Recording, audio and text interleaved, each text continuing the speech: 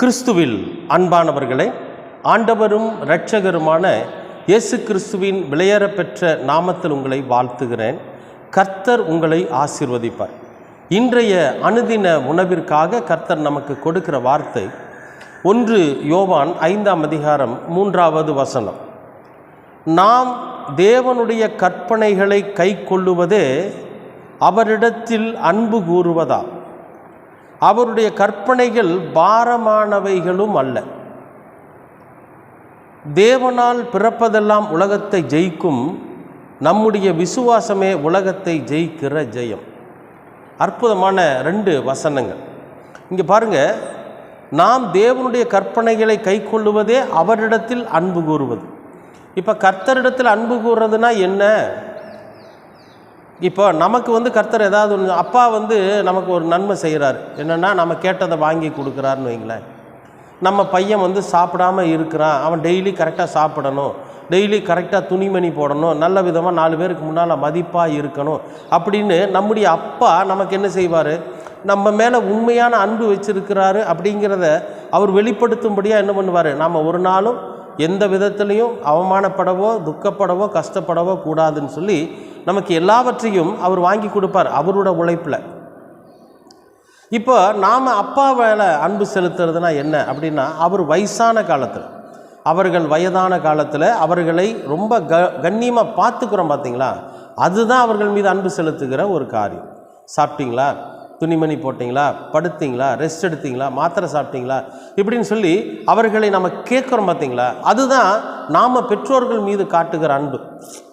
வயசாயிருச்சு, நீ எப்படியோ போய் தொலை அப்படின்னு சொல்லி விட்டு போட்டு அவங்கள கொண்டு எங்கேயாவது இல்லத்தில் சேர்த்து விட்டுட்டு வாழ்கிறதல்ல ஒரு பரிசுத்தமான வாழ்க்கை. பெற்றோர்கள் மீது அன்பு செலுத்துகிற வாழ்க்கை, அவர்களை விசாரிக்கிறதே ஒரு அற்புதமான வாழ்க்கை. இப்போ இது மனித வாழ்க்கையில், அன்றாட வாழ்க்கையில் நடக்கக்கூடிய விஷயம்.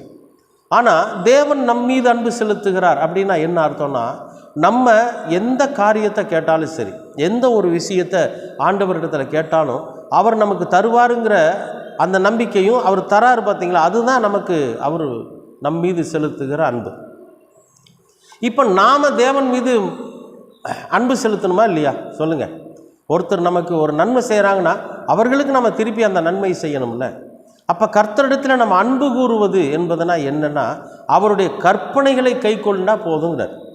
அவர் நமக்கு கற்றுக் கொடுத்துருக்கிற, அவர் நமக்கு சொல்லி இருக்கிற அந்த விதிகளை, சட்டதிட்டங்களை நம்ம கடைப்பிடிச்சா போதும் அப்படிங்கிறார்.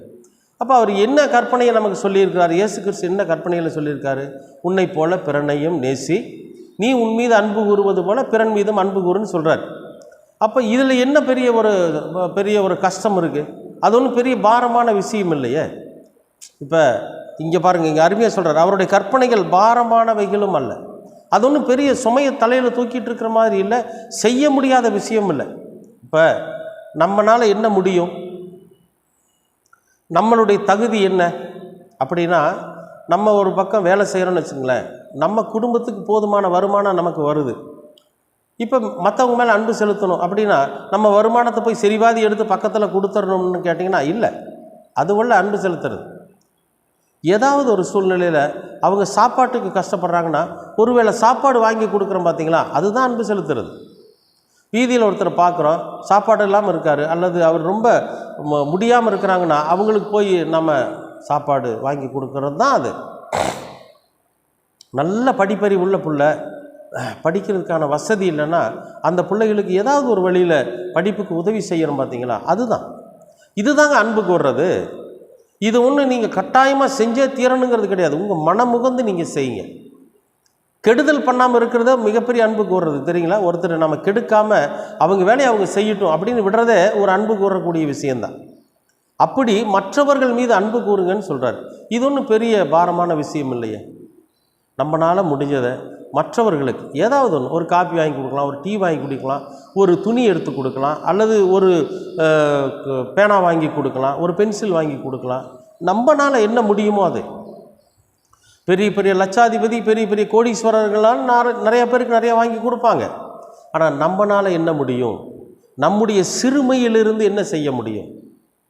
2 பைசாவை ஒரு பெண் காணிக்க போட்டா இல்லையா, அது மாதிரி ஏதாயிலும் ஒரு சின்ன சின்ன விஷயத்தில் நம்ம மற்றவர்கள் மீது அன்பு கூறுகிறவர்களாக இருந்தோம்னா அது வந்து தேவனிடத்தில் அன்பு கூறுகிறதா அர்த்தமா? அன்பானவர்களே, எவ்வளோ ஒரு அற்புதமான வார்த்தை பாருங்கள். அப்போ சொல்கிறாரு பாருங்கள், அடுத்தது தேவனால் பிறப்பதையெல்லாம் உலகத்தை ஜெயிக்கும். இந்த மாதிரி நம்ம செஞ்சோம்னா அவர்களுடைய இருதயத்தை நம்ம ஜெயிக்க முடியும். நம்மால் உதவி பெற்றிருக்காங்க பார்த்தீங்களா? போனேன், ஒரு பிரதர் வந்தார், எனக்கு ஒரு பேனா வாங்கி கொடுத்தாரு, ஒரு பென்சில் வாங்கி கொடுத்தாரு, ஒருவேளை சாப்பாடு வாங்கி கொடுத்தாருங்கிறாங்க பார்த்தீங்களா? அவர்களுடைய இருதயத்தை நம்ம ஜெயிச்சாவே இந்த உலகத்தை ஜெயிச்சதா அர்த்தம். அதற்கு தேவனுடைய கற்பனைகளை பின்பற்றக்கூடியவர்களாக இருக்கணும். நிச்சயமாக நீங்கள் இருப்பீங்கன்னு நான் விசுவாசிக்கிறேன். ஒருவேளை இதுவரைக்கும் அப்படி இல்லைன்னா இனிமேல் அதை பழகிக்குங்க. நம்ம எல்லாருமே இந்த உலகத்தை ஜெயிக்கிறவர்களாக இருக்க முடியும். கடவுளின் பிள்ளைகளாக, கிறிஸ்துவின் பிள்ளைகளாக இந்த உலகத்தில் வாழ முடியும். கிறிஸ்துவை பின்பற்றுகிற பிள்ளைகளாக நாம் வாழ முடியும். நாம் செய்கிறதை பார்த்து அவர்களும் கிறிஸ்துவை மகிமைப்படுத்துவார்கள். செய்வீங்களா? செய்யணும். கர்த்தர் உங்களோடு கூட இருப்பார். அன்பின் பரலோக பிதாவே, அருமையான நல்ல இந்த அனுதின உணவிற்காக நன்றி. இந்த நாளை ஆசீர்வதித்து கொடுத்திருக்கிறீர், அதற்காகவும் நன்றி. எங்களால் இயன்றதை செய்து உம்முடைய கற்பனைகளை ஆண்டவரை நாங்கள் கை கொண்டு உன்மீது அன்பு கூறுகிற பிள்ளைகளாய் நாங்கள் வாழ நீங்கள் கிருபை பாராட்டுங்க. உம்மாலே நாங்கள் பிறந்திருக்கிறோம். ஆகவே இந்த உலகத்தை ஜெயிக்கிற அந்த ஞானத்தை நீர் எங்களுக்கு கொடுத்து, நீர் எங்களோடு கூட இருந்து எங்களை வழிநடத்தி நாங்களும் உம்முடைய பிள்ளைகளாய் இந்த உலகத்தில் ஜீவிக்க கிருபை பாராட்டுங்க. எல்லாவற்றையும் இரட்சகராம் இயேசு கிறிஸ்துவின் வழியாக கேட்கிறோம் நல்ல பிதாவே. ஆமேன், ஆமேன், ஆமேன்.